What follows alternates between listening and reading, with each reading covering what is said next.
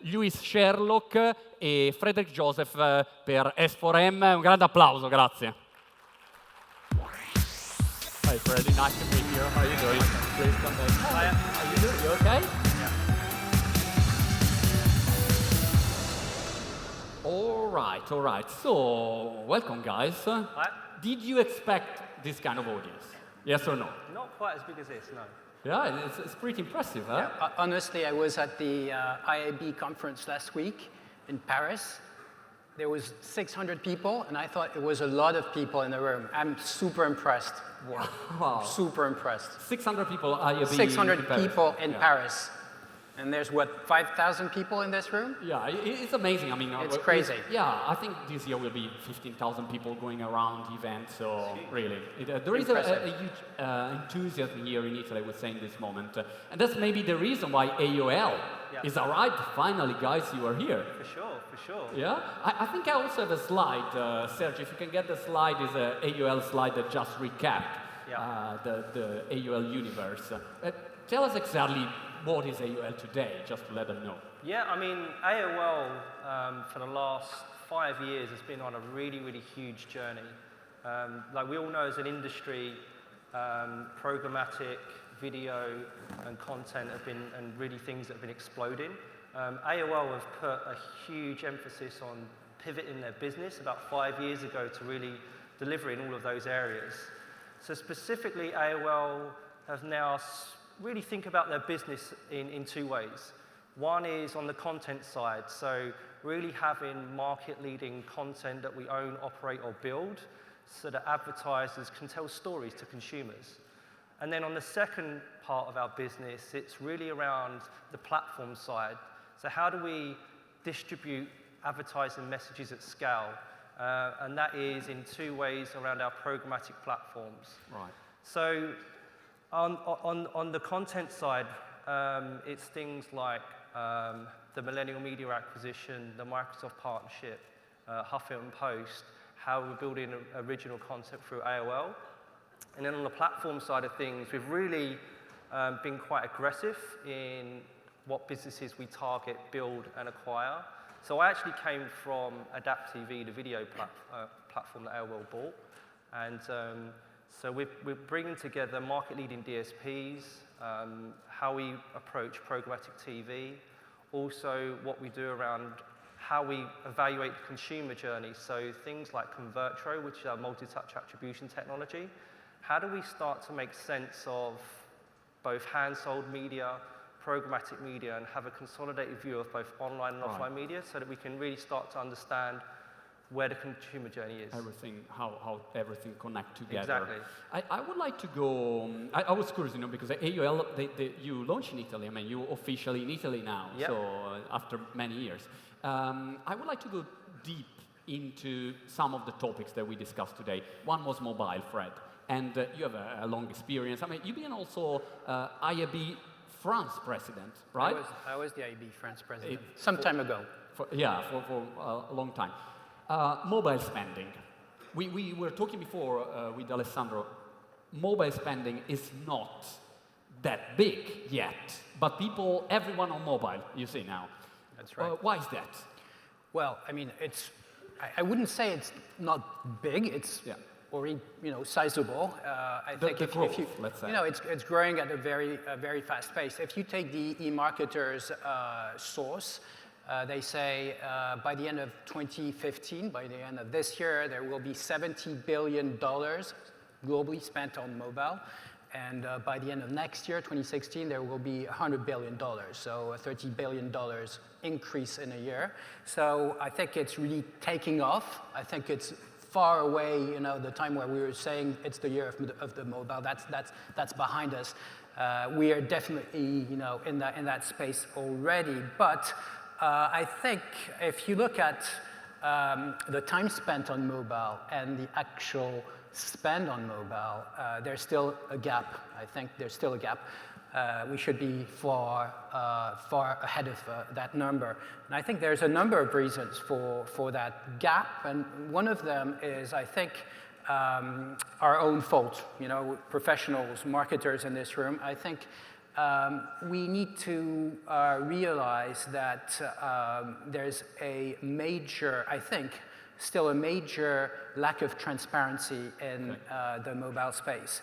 I think that there's a number of players on the marketplace that are doing their job really well, but still, when it comes to transparency, I think there's a number of concerns, and I think that clients want to know more about where they're spending their dollars in mobile. I come to this in a sec, because there is also a brand safety issue connected with transparency. I was curious to know your opinion. I start with you. On brand safety? Yeah, brand safety, what's your take? What's AUL approach? Brand safety is a huge hot topic in the industry right now. It's something that AOL have really taken very, very seriously. So there's a number of ways that we approach it, and that's one from a human perspective. So anything that comes into our platforms is monitored by humans, and then we also partner with the best-in-breed technologies, people like Forensic IQ, Moat, Integral Ad Science. We layer on all of that technology onto our platforms, like our programmatic demand-side platforms and supply-side platforms, to ensure that we are as close as we can be to being brand safe. But there's no silver bullet. You have to be on top of it day in, day out in order to keep advertisers and publishers brand safe. Okay.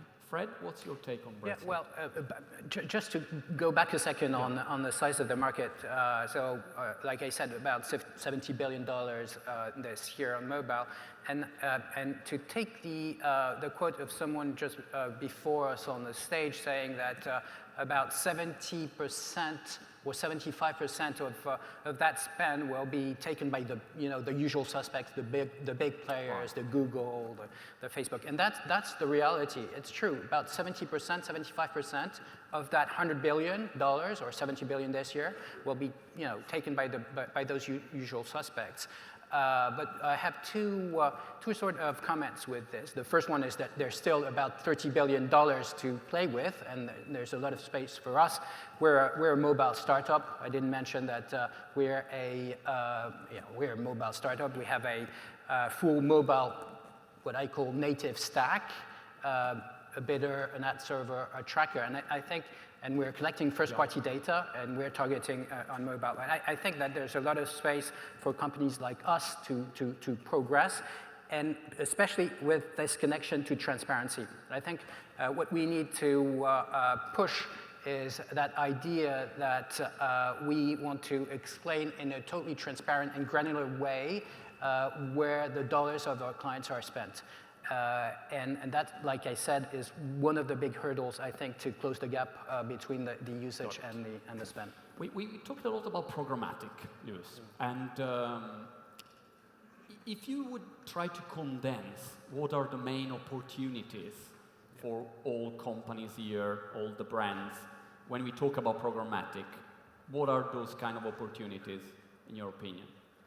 Well, for advertisers, I think programmatic gives them the ability to really start to get a handle on both premium now. We're seeing a lot more premium inventory come into the programmatic space, and also allow them to really have a consolidated view on everything they're buying.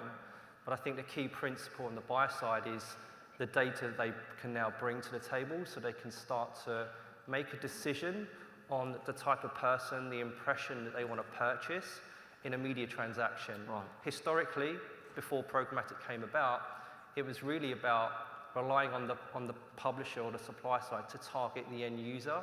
I think programmatic now takes it back onto the buyer side so that they can start to make a decision at runtime on who is the right user I want to message and what is the right message that I want to put to that user.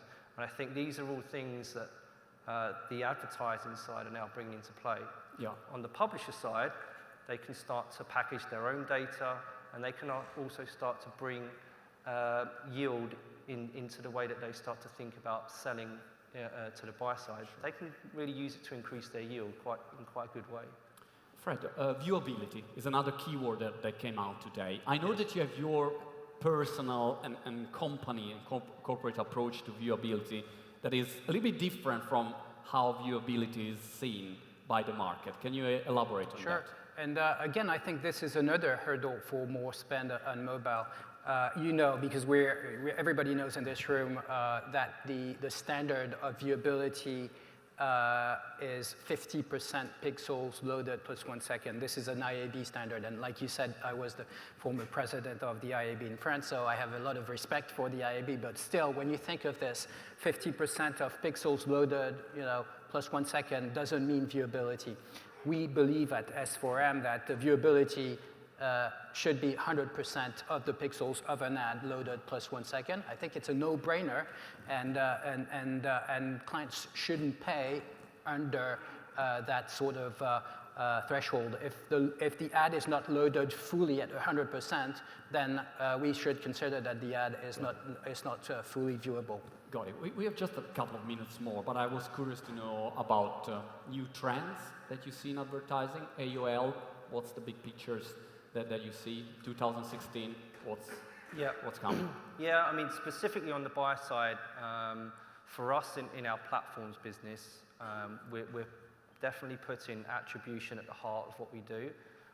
We see a time in a very, very not too distant future where multi-touch attribution and technology being used to evaluate a full media journey and what message we need to put in front of the right consumer at the right time is here, and how that informs programmatic platforms to start making smart decisions on what consumers they target and when. So we think this, and also obviously mobile. You know, we know that the audience is shifting mobile, and we know that a lot of screen time is going to be on mobile, and this is one of the reasons for our Millennial acquisition, because it gives us the ability to target a huge audience, in-app audience as well, as more and more people consume media in-app.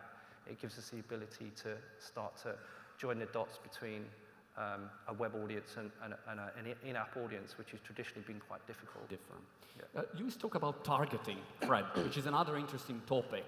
What do you think? Is targeting today precise, accurate, or maybe we can improve there?